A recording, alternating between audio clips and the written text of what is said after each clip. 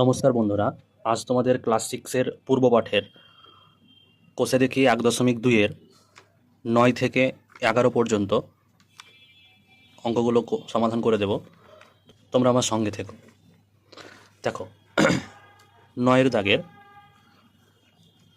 এ কি বলেছে, নিচের সংখ্যাগুলি মৌলিক উৎপাদকে বিশ্লেষণ করে লসাগু খুঁজি। তাই তো, তাহলে আমরা যে সংখ্যা জোড়াগুলো দেখতে পাচ্ছি এখানে, সেই সংখ্যা জোড়াগুলিকে আমরা কি করব, উৎপাদকে বিশ্লেষণ করব এবং উৎপাদকে বিশ্লেষণ করে যে সংখ্যাগুলো পাবো সেই সংখ্যাগুলো যেন অবশ্যই কি হয়, মৌলিক সংখ্যা হয়। ঠিক আছে, তাহলে এর দাগের সংখ্যা জোড়া, তার মধ্যে যে সংখ্যাটা সেটাকে লিখলাম 25, একে আমরা কি করব, উৎপাদকে বিশ্লেষণ করব। ঠিক আছে, তাহলে এটা কত হবে, 5 5 25। তাহলে শুধুমাত্র আমাকে বলেছে মৌলিক উৎপাদকে বিশ্লেষণ করতে, তাহলে আমি আর এক লিখলাম না এটাকে ভেঙে। তাহলে 25কে ভেঙে কী কী মৌলিক উৎপাদক পেলাম, 5 × 5। আরেকটা কী জোড়া রয়েছে, 80। তো এটাকে ভাঙবো, 2 40, 2 20, 2 10, 2 5। তাহলে 80 ভেঙে কী কী পেলাম, 2 × 2 × 2 × 2 × 5। তাই তো, তাহলে আমার লসাগু খুঁজতে বলেছে। তাহলে লসাগু কী করে আমরা করি, আমরা প্রথমে দেখি কমন কি কি রয়েছে। তো কমন থেকে আমরা কি করি,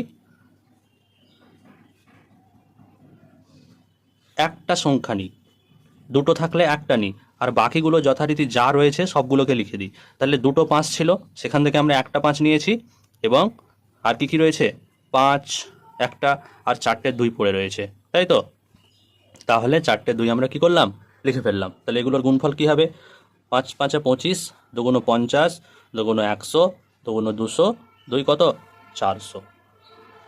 তাহলে এটা হচ্ছে আমাদের কি, লসাগু। বিয়েটা কি বলেছে, 36 আর হচ্ছে 39। তাহলে 36 বসালাম, তাহলে 2 18 36, 2 9 18, 3 3 9। তাহলে 36কে ভেঙে কী কী পেলাম, মৌলিক উৎপাদক 2 × 2 × 3 × 3। বুঝতে পেরেছ? তারপরে রয়েছে 39। দেখো 9 আর 3 কত, 12। তাহলে এটা 3 দ্বারা বিভাজ্য হবে। তাহলে 3 13 39।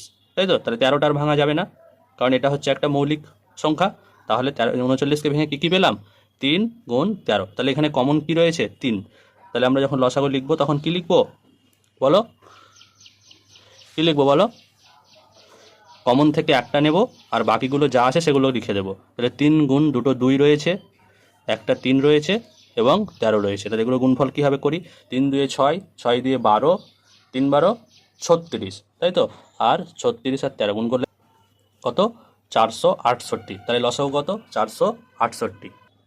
এরপর দেখো সিএরটা কি বলেছে, কত আছে, 32 আর হচ্ছে 56। তাই তো, 32 আর 56। তাহলে 32কে ভেঙে কী কী পাবো, 2 16 32, 2 8 16, 2 4 8 আর 2 2 4। তাহলে কী কী পেলাম, কখানা 2 পেয়েছি, 5খানা 2 পেয়েছি। তাহলে 2 × 2 × 2 লিখে দিলাম, 5খানা 2। আর 56কে ভেঙে কী কী পাবো, 2 দিয়ে যাবে কারণ জোড় সংখ্যা রয়েছে। তাহলে 2 2 4, 2 8 16, 2 14 28, 2 7 14। তাই তো, তাহলে কী কী পেলাম, 3টে 2 পেলাম আর একটা 7। তাহলে কখানা 2 কমন এখানে, একটা, দুটো, 3টে। তাহলে আমার লসাগু কী হবে বলো, 3টে 2 কমন। তাহলে 3টে 2-এর আমার এখানে কয় জোড়া রয়েছে, এক জোড়া থেকে একটা নিব। তাহলে এখানে 3 জোড়া 2 রয়েছে, তাহলে আমি কি করব, 3টে 2 নেব। ঠিক আছে, আর পরে রইল কি, দুটো 2 আর একটা নিচে 7। তাদের গুণফল কত হবে, 2 2 4 2 8, 2 16, 2 32, আর 32 সাথে কত, 7 2 14, 4 আর থাকে কত, 1, 3 7 21 আর 1 কত, 22, 224। বুঝতে পারলে?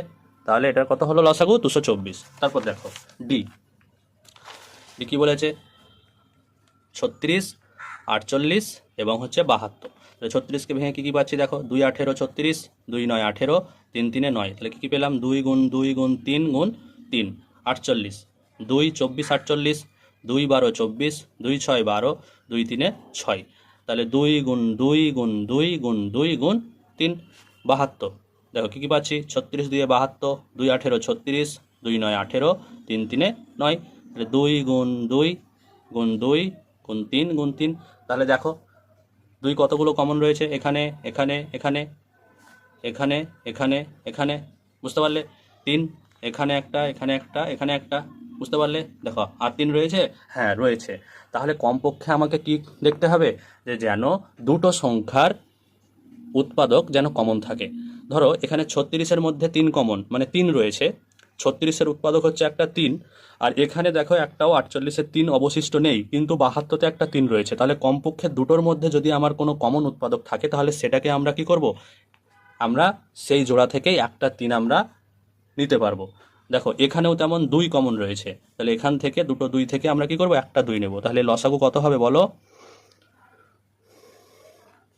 2 2 2 থেকে কি একটা 2 গুণ, আবার 2 2 2 থেকে আর একটা 2, তারপরে দেখো এই 2 আর এই 2 থেকে একটা 2, এই 3 এই 3 আর এই 3 থেকে একটা 3, আর এই 3 আর এই 3 থেকে কি একটা 3, আর দেখো পড়ে রয়েছে একটা 2। বুঝতে পারলে? দেখো আরেকবার বলে দিচ্ছি। দেখো এই দুইটা, এই দুইটা এবং এই 2, এই তিনটে 2 থেকে কি আমরা একটা 2 নিলাম, হলো।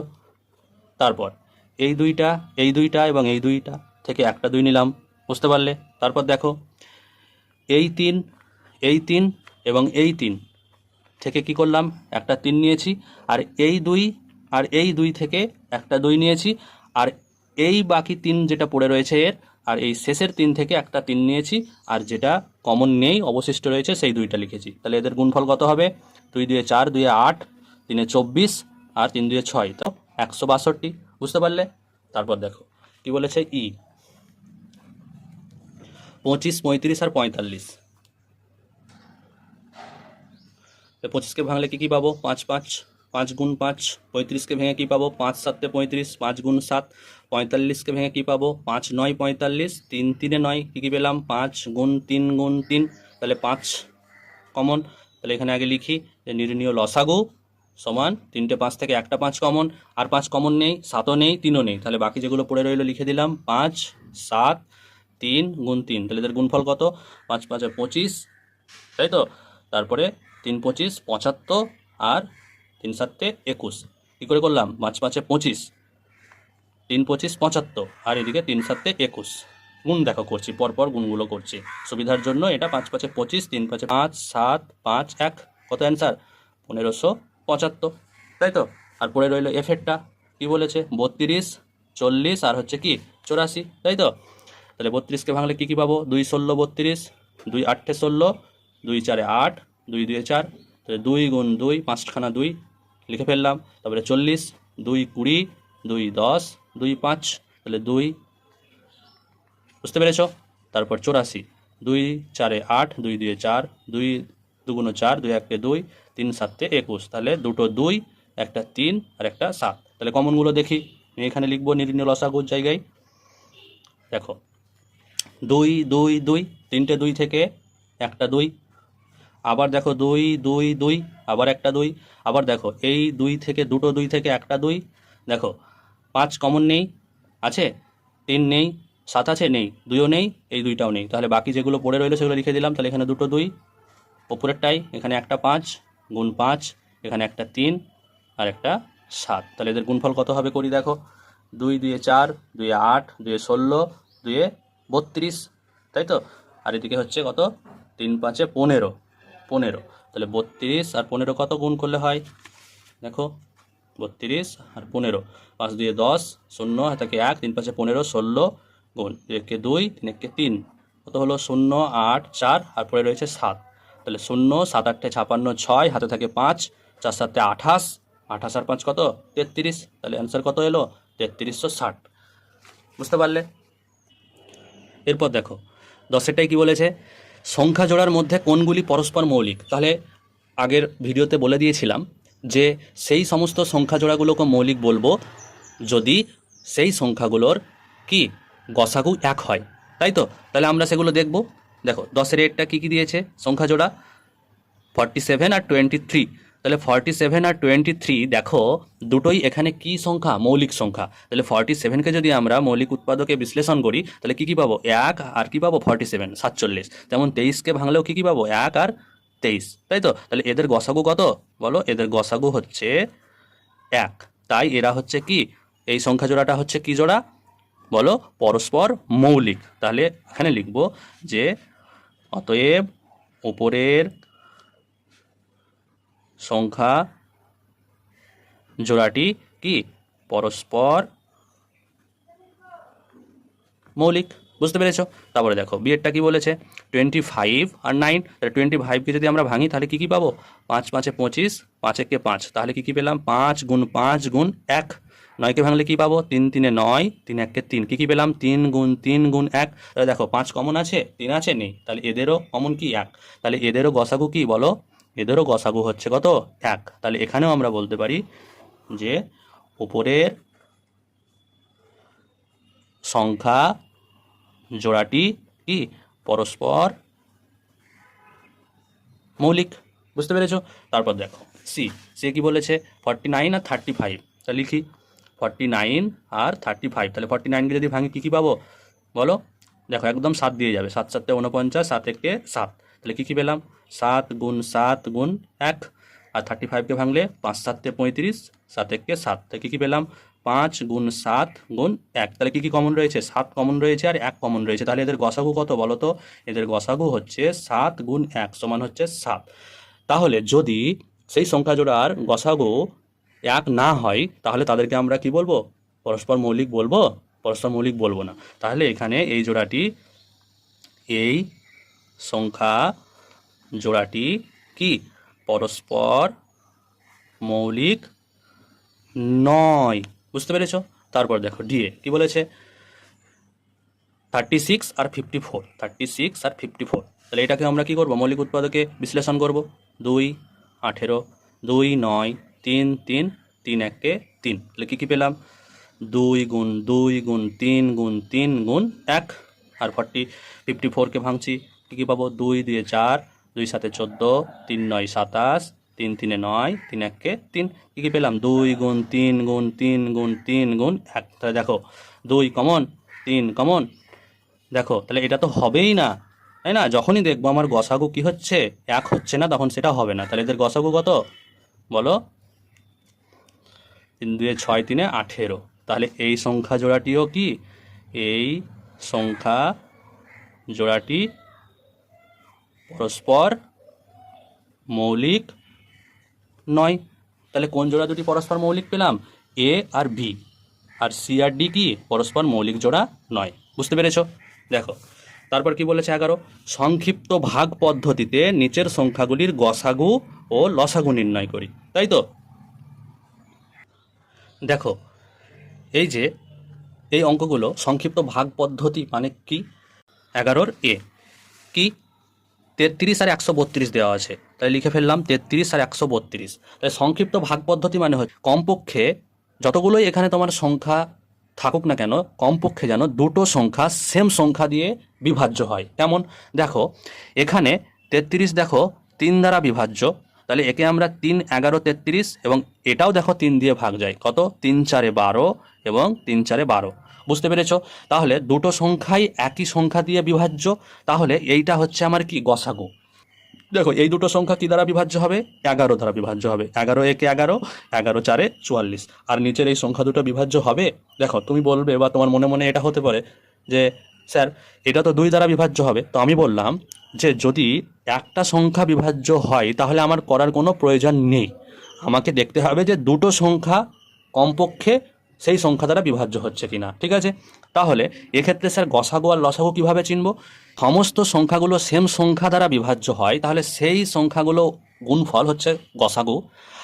আর যদি সমস্ত সংখ্যার মধ্যে কমপক্ষে দুটো সংখ্যা বিভাজ্য হয় সেম সংখ্যা দিয়ে, এবং সেই সংখ্যা ছাড়া বাকি যে সংখ্যাগুলো পড়ে রইবে সেই সংখ্যাগুলোর গুণফল হচ্ছে লসাগু। কেমন করে স্যার, তাহলে দেখো এখানে 3 আর 11, দেখো দুটো সংখ্যা দিয়েই এই দুটো সংখ্যা কি হয়েছে, ভাগ গেছে। 33 132কে যেমন 3 দিয়ে ভাগ গেছে, তেমন 11 এবং 44কে 11 দিয়ে ভাগ গেছে। ওকে, তাহলে এক্ষেত্রে আমরা বলতে পারি যে নির্ণেয় গসাগু সমান কি 3 গুণ 11 মানে হচ্ছে কত 33। বুঝতে পারলে? এবার নির্ণেয় লসাগু কত স্যার কি করে করব বলে দিলাম, যে এইগুলোকে তো নেবই, তার সঙ্গে যেটা আমার পড়ে রইবে 1 নিতেও পারো না নিতেও পারো, কারণ 1-এর সঙ্গে কোনো সংখ্যার গুণ করা মানেও যা, না করা মানেও তাই, তাহলে এটা তুমি নিয়ে নেবে। তাহলে 33 গুণ 4, তাহলে এদের গুণফল কত, 33 গুণ 4, 3 4 12, 2 হয়ে থাকে 1 3 4 12 1 কত 13, তাহলে 132। তাহলে এদের লসাগু আর গসাগু কি করে করতে হয় বুঝতে পারলে? চলো পরেরগুলো করে দিই, দেখো আরও বুঝতে পারবে। 90 আর হচ্ছে 144, 90 আর 144। দেখো এই দুটো সংখ্যা কত দ্বারা বিভাজ্য হবে বলো তো? বলেছিলাম যদি কোনো সংখ্যার শেষে জোড় সংখ্যা থাকে তাহলে সেটা 2 দ্বারা বিভাজ্য হয়। দেখো 0 একটা জোড়ের মধ্যে পড়ছে, তাহলে 0কে আমরা কি 2 দ্বারা ভাগ করতে পারি এবং 4কেও আমরা 2 দ্বারা ভাগ করতে পারি, তাহলে এটা 2 দ্বারা বিভাজ্য হবে। 45 2 90। তোমরা যদি মুখে মুখে না ভাগ করতে পারো তাহলে সেক্ষেত্রে তোমরা কি করবে, সেগুলোকে পাশে ডান দিকে আপ সাইডে তোমরা ভাগ করে দিবে, ঠিক আছে, যাতে ভুল না হয়ে যায়। তো 2 45 90 আর এটা 2 7 14, 2 2 4। তাহলে এবার পড়ে রইলো দেখো 72 আর 45, স্যার এই দুটো কি 2 দ্বারা বিভাজ্য হবে, সেম সংখ্যা দ্বারা বিভাজ্য হবে? সেটার জন্য আমরা যেটা ক্লাস 5-এ শিখেছিলাম যে 2 দ্বারা যদি না যায় তাহলে আমরা 3 দ্বারা দেখব। তাহলে 3 দ্বারা কোনো সংখ্যা বিভাজ্য হবে কি করে বুঝবো? যদি সেই সংখ্যার অঙ্কগুলোর যোগফল 3 দ্বারা বিভাজ্য হয়। তাহলে যোগ করি, 4 আর 5 কত 9, 3 দ্বারা বিভাজ্য হয়।